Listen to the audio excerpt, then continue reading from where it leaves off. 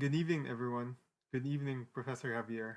I'm Justin Limkaichong, and today I'll be doing project number 3 for extrusion die design.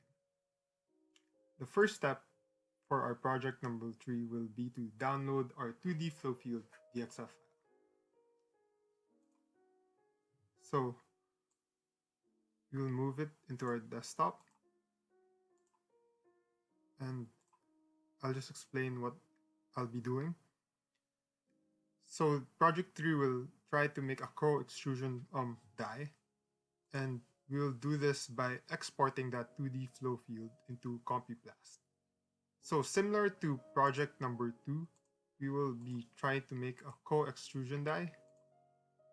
In project number 2, we did medical die, but for here we will try to make a mono-component filament that is highly filled, and it will be used for 3D feedstock filament. So the our highly filled material will be coated with polymer. So we'll try to emulate this graph. So we'll now open CompuPlast, go to Extrusion Exports, import our DXF file in our desktop, 2D flow field,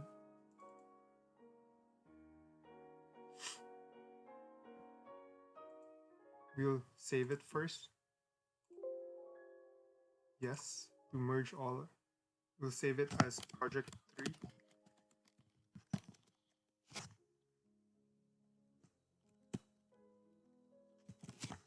So this will be our base. Okay. And so we can close it. Now we will edit that. So we want it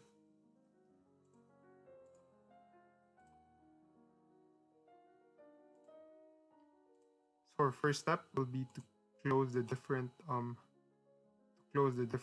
locations that are open so we can do our grid generation. So we'll zoom in. You can do this by going to boundary and adding. So just connect.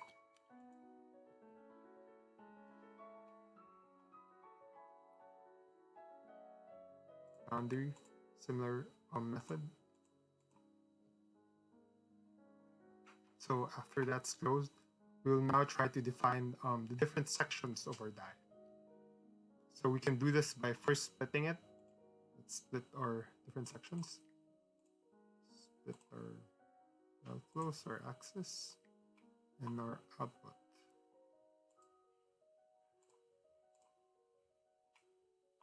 Okay, now that we've split it, let's try to define first.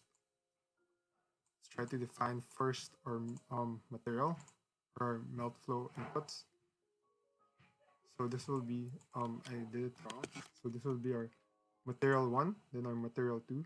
It will be LDPE and HDPE.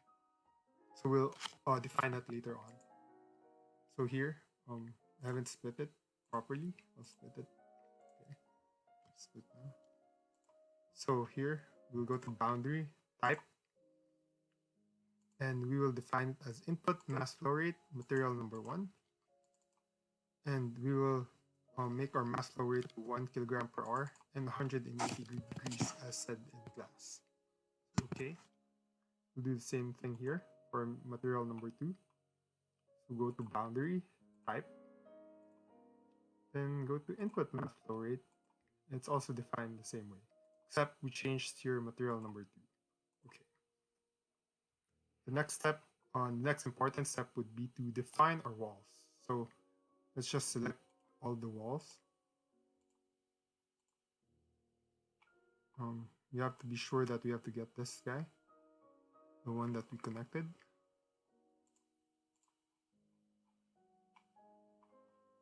Find that. This. Now that we've selected all of it, we'll go to boundary, go to type, and define it as 180 degrees, so wall, and fixed temperature. When we press OK, Next step would be to define our axis. So we are using, we know that it is symmetrical as a die, so we are using that to our advantage. Select it, go to boundary type, and go to axis. Click OK. And finally, we want our output. Define our output, which is this. Boundary. We type and output. So let's just center it. Now to just quickly review, our material flow material 1 is in the inner one, and our coating is the HDPE. And our axis, we find our axis symmetrical, and our walls at 180 degrees, and our output at the bottom.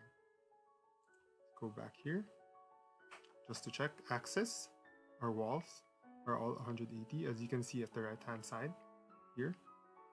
Our melt flow, our material number 2 on top here, our material number 1, then our outputs.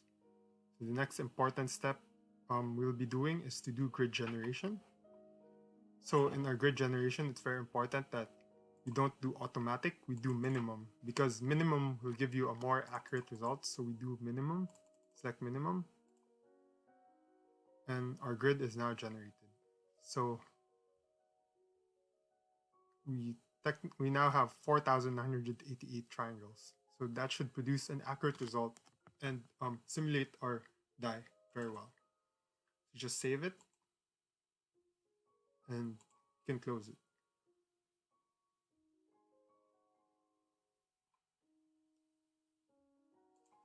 So now we know that it is correct. So the next step would be to go to project data. Yeah. So now that we're in project data, we'll make a new file. So we'll name it as project 3, our final result, or let's make it our final base. As you can see, I've had many iterations of this now. So we can go to edit it. And so the first step, we'll want to define our user grid. And so we'd want to use the one that we just made, our project number 3 base. So we go here, we select that. It's correct. The flow domain should be axisymmetric. Check. And now to define our materials, as said here, this will be our LDPE, sorry, and our HDPE. So let's do that. First one will be LDPE with typical 4 melt flow index and a coating. It's going to use a Kuro's Yasuda model. Then the next one will be a power law model for HDPE. So HDPE power law. Select. We've now properly defined that 1 kilogram per hour at a temperature of 180 degrees Celsius. So for iterations, another important subject that we talked about, we must select interface iterations and ensure that our tolerance level is 0.03 to give the most accurate result. So we can now test it. So our project is complete. So the next step will involve some time, so I will try to fast forward it. So we now go to save install.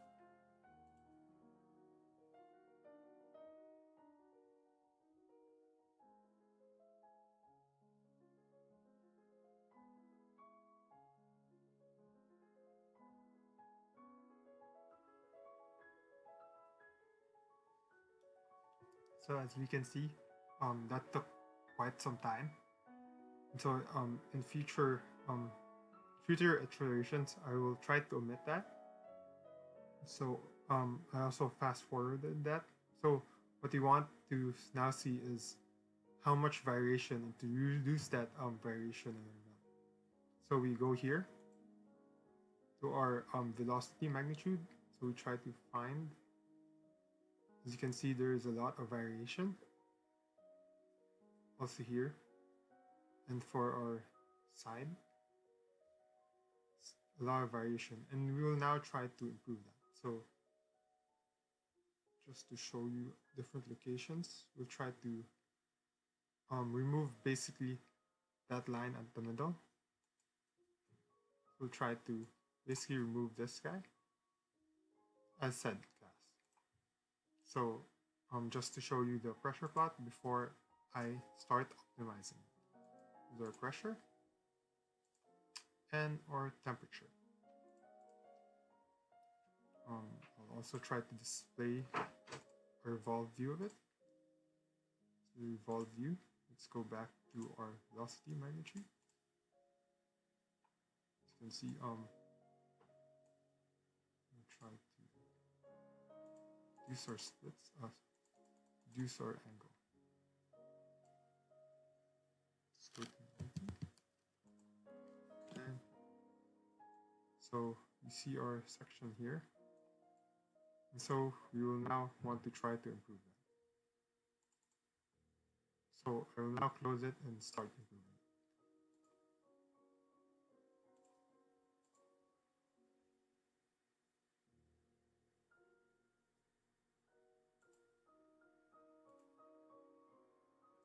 So the next step we will be doing is to optimize our die.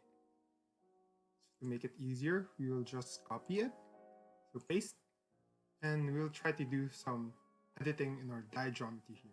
So we open it and go here, edit our geometry. So what I will do now is try to add more nodes so it would be easier to expand our sections or our walls. So as said in class and explained by Professor Javier, we will want to try to maybe expand these sections. And we can also try to expand this guy to have that reduced melt flow variation that we want.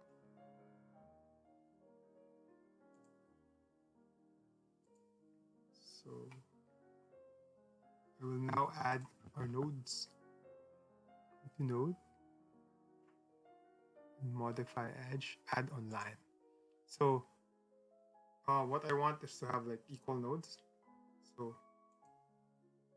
I can just try to recalculate and apply. So it's going to add in between. So I'll just try to add as much nodes as I can.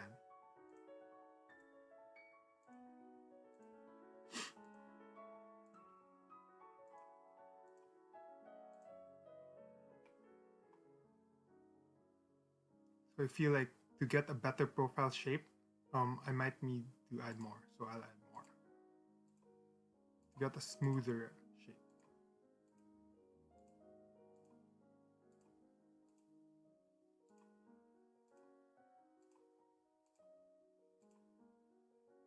So after that, Professor Javier said that it would be okay not to touch this, as seen in the picture explained in class. So we might just want to edit this guy and edit this. So just adding nodes between those.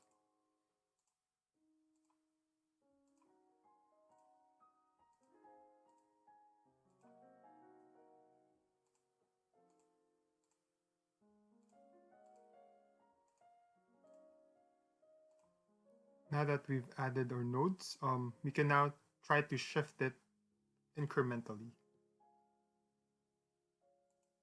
So as known, this will take some time and I can fast forward a bit in the video.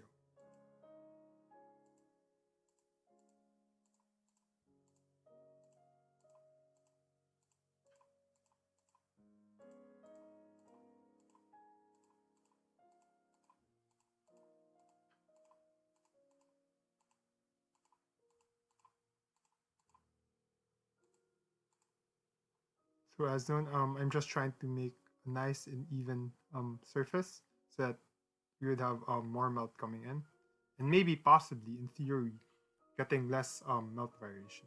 So I'll just try to replicate what I did here.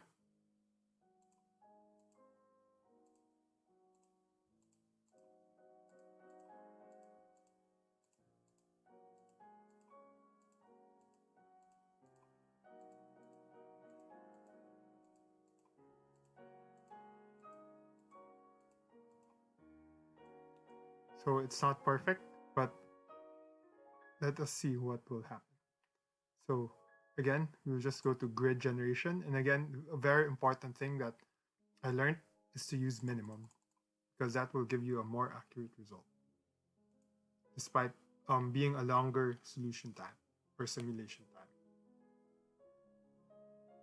So as you called, we had like 4,900. Increasing it gives you number of triangles, because theoretically you have like a larger, just naturally would have a larger area. So again, we just save it and you can close it.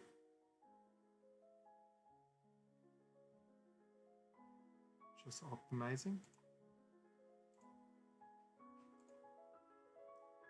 And now we have our new shape, and we can do a save and solve.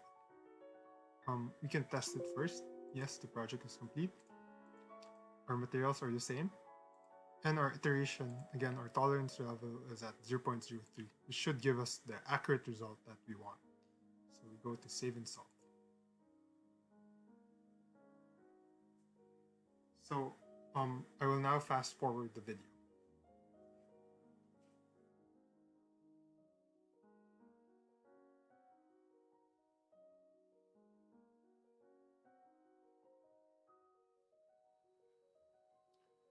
So as you can see, this is the result of our slightly optimized die.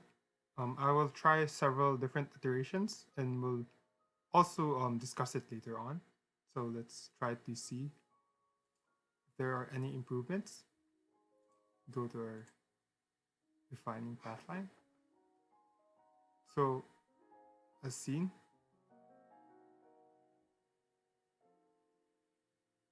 we still have that variation, and thus we can conclude that this die still needs a lot of improvement.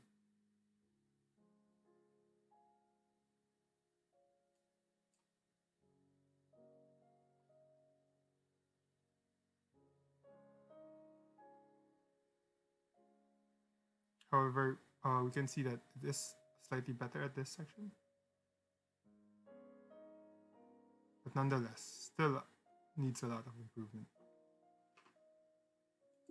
So I'll now close it and start another iteration.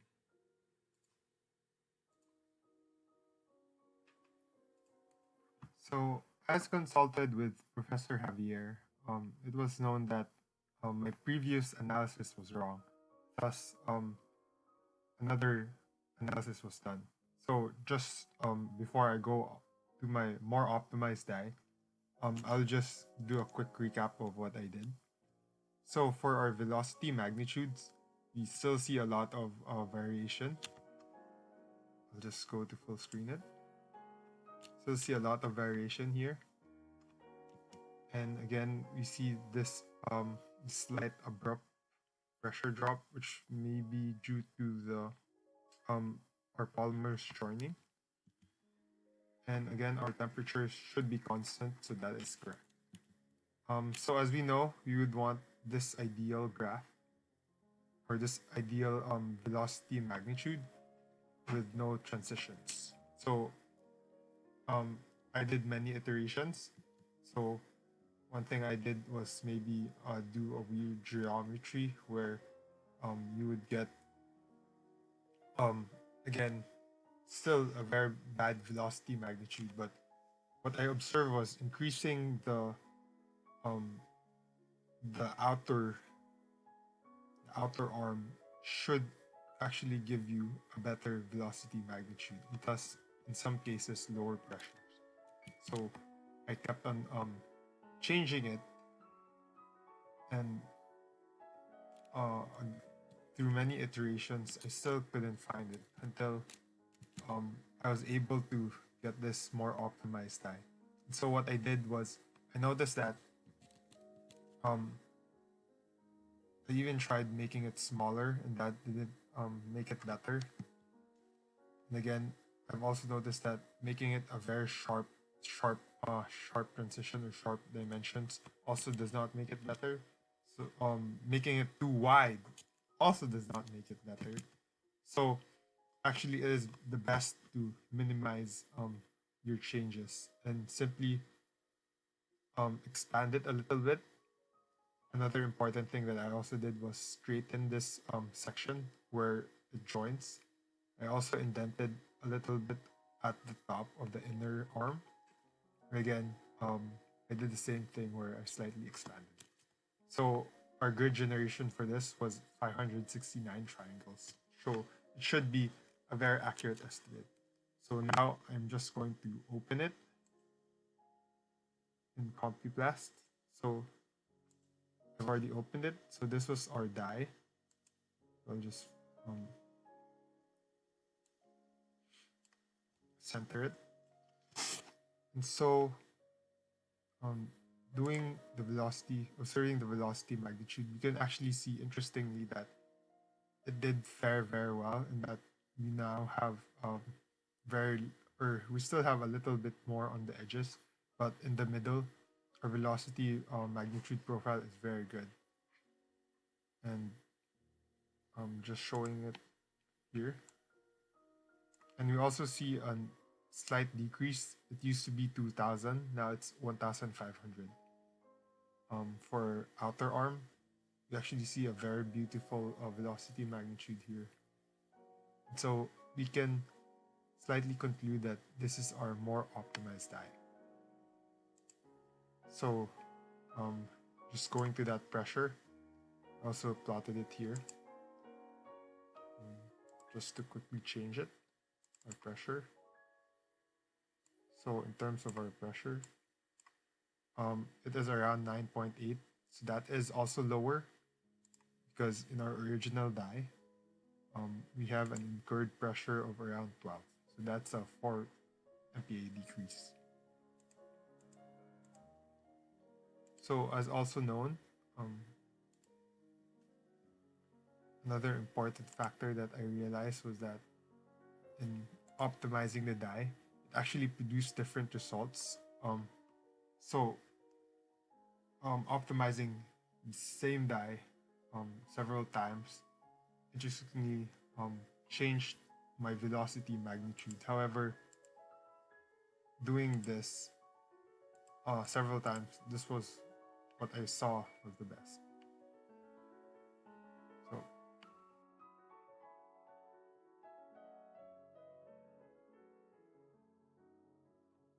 to further explain how I did that die optimization. So I'm just gonna show me expanding, indenting, straightening, and slightly expanding the outer arm. So I just opened the original profile die, and as I also retroactively realized, it's actually not good to add more nodes because it would somehow again put more less curvature and more sharp edges, which we do not want. So we just go to node and move it. So another important thing that I did was straighten this. So I'll straighten it.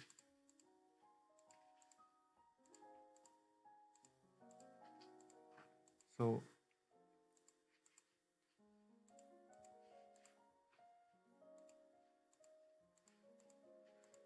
moving it, which will slightly allow more melt to flow in. Just moving it here. I'm just gonna further expand this. And then try to just round it to allow the melt, abruptly flow.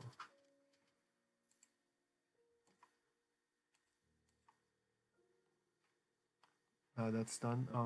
I also, as seen here, I also slightly expanded our outer arm. So I simply just made it bigger. And also, following it, just also rounded it. So after that, as said beforehand, it was very important that we also did element edge length to the minimum. And of course, this is not exactly the same as what I did. But our edge should, again, our number of triangles should be around 588. So what I did was around 569. So it's still relatively close.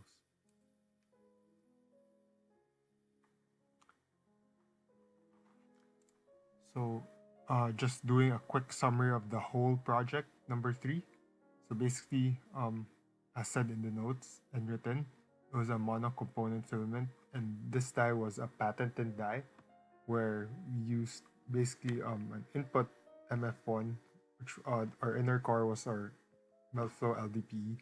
Our outer was going to be the HTP with an MI of 0.1. Again, we defined that boundary types. Initially, we had a lot of variation. Again, our pressure was the same, and we basically improved it by doing some expansion and indenting and straightening this core. So, just showing an animation of it.